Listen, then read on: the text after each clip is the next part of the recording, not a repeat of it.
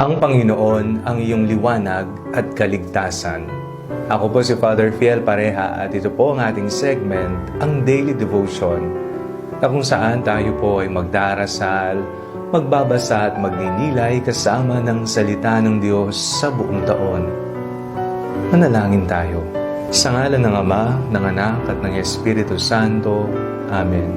Halina, banal na Espiritu, liwanagan mo ang aming puso at isip nang maunawaan at maisabuhay namin ang iyong salita.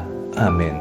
Our Bible passage for today is from the book of Psalms, chapter 27, verse 1, and I read it for you. The Lord is my light and my salvation. Whom shall I fear?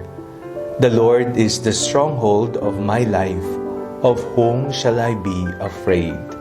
Ano ang takot mo sa puso? Ano ang pangamba mo? Sa mga panahon na tila ba nadidiliman ang iyong buhay o kaya naman nagdidilim ang iyong paningin, hindi mo alam kung ano ang gagawin, ito ang baunin mo. The Lord is my light and my salvation.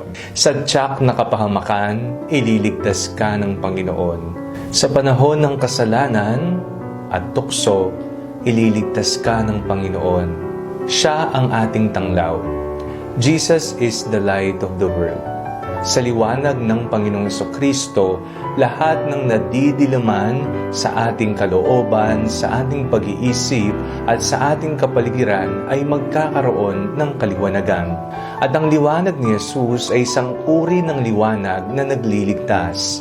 Hindi lang basta-basta nagbibigay tanglaw, kung hindi ito ay nagdadala patungo sa ating kaligtasan. Kaya naman sa tuwing nasa punto tayo ng buhay na hindi natin alam kung saan tayo pupunta at kung ano ang ating gagawin, manalangin tayo at sabihin, Jesus, Ikaw ang aking liwanag.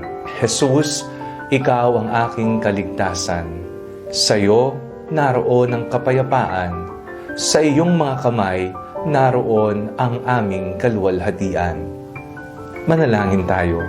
Panginoong Jesucristo, Ikaw ang aming liwanag at kaligtasan. At kami ay tinatalo ng kasalanan. Nawa, mamagitan po kayo. Amen.